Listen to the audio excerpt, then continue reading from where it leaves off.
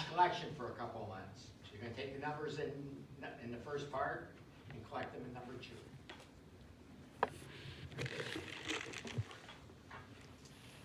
And the third one, the production budget for 2 more months, 2 months. So everything is in 2 months. I want sales for 2 months, I want cash collections for 2 months, and I would like the production budget for 2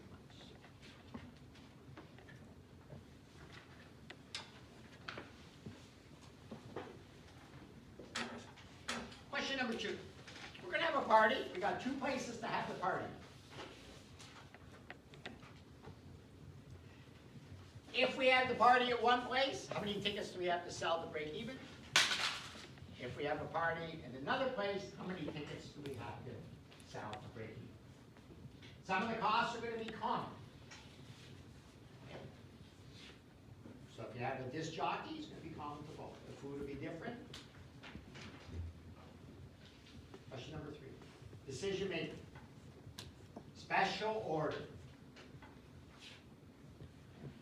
So what do we want to do? And it says it's going to ask you what a special order is. And it wants to make a profit. So you're going to go back to this right here. How much do we do? You can have selling price less variable plus fixed, and it gives you the income. Or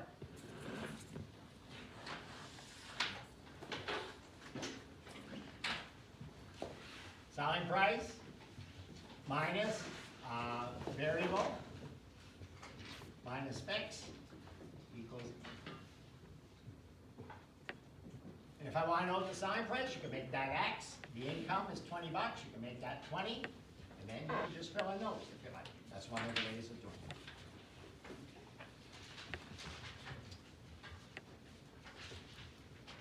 Page number 4.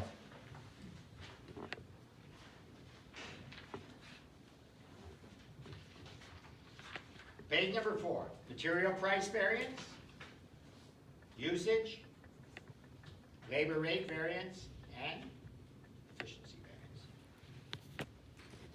Okay. Material, price and usage, labor, rate, and efficiency. You've got to read this question very, very carefully. Because it's one of those questions where we're going to, it says that we're going to use 3 pounds at $6 equal $18. You got to remember that the 3 and the 6 are important. The 18 means nothing. Question number 5.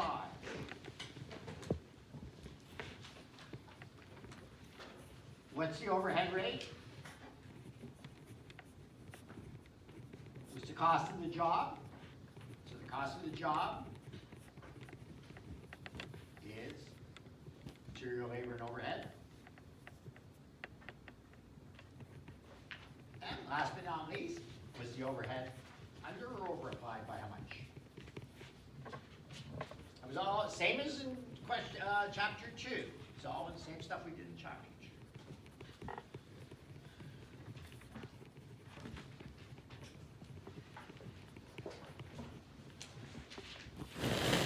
Got a bunch of stuff here. The first one I'm going to say to you, straight up. What's the unit cost of each product using direct labor hours?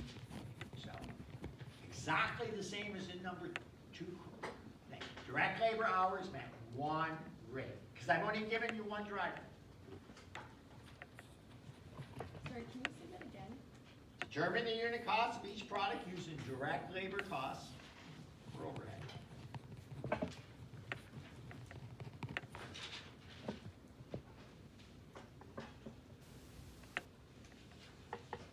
And the next part of the question, I'm going to say to you, you can look at it and it shouldn't phase you. It says determine the overhead using 4 activity drivers. That's ABC.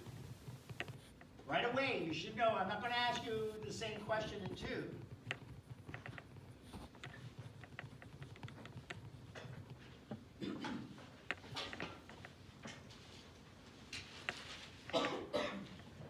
Last question for supper. This task is 3 hours long, so if you want to bring your lunch and supper and your jammies and your, I don't know what else, you can bring your family to support you. Sleeping bag, you sleep on the floor, one of those. number 7. Calculate the variable over spending rate. Again, this question's not hard, but you have to read it. You have to be able to read it, because I've seen the answers on these more than once. So I know exactly what the answer is. Variable overhead spending variance. Calculate the variable overhead efficiency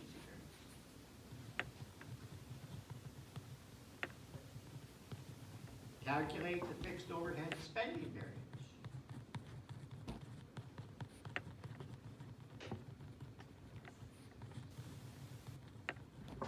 And the volume variance. So let me tell you, if you're not going to be here next week, you will write your exam probably May 22nd. It's a Wednesday at 1 o'clock. I think that's the date. I'm not sure because I'm teaching next semester and I'm not sure if that's the date. I don't need to know. But let me tell you what's happened, and this is something, a word of advice for a lot of you people, that what's happened is, a lot of people missed exams because I let you sort of go without the exams. Now, your back is against the wall because they don't write until May 22nd, and your marks have to be in by May 9th to graduate.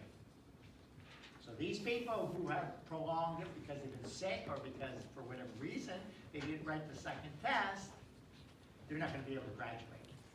So when you come to your final year, be sure that you're careful when you plan some of your exams, that you get them in by time. Okay? Like everybody wants a special day. It's too big of a job. We have to go and make special exams for everybody. Over at U of T, if you don't write on the day of the exam, it is $150 charge. Wow. The teacher gets $75 for set the exam, and the school gets $75. They don't do that here. I'm just telling you what it is. So what you want to do is in the future, don't just kind of say, oh yeah, I'll write it later. So there's no problem if you don't write the exam then. Now, the people, I'll just tell you another thing. Some of you people are writing the second exam. If you don't want to wait till May, I'll tell you what you can do. And you don't have to email me or anything. You can come on Monday, either class. If you're in this class and you want to write on Monday, you can write test 2 on Monday, and 2 days later on the Wednesday, the 17th, you can write the final. And then that way you won't go out till May. I'll have the exams here. Just show up. The other room that we're writing in is TRS 12166. Is there any questions? No multiple choice questions. Can you reread the first part? Oh, no, it's all done. Anything else? You got any questions? I'll be home this weekend. I finished skiing last weekend.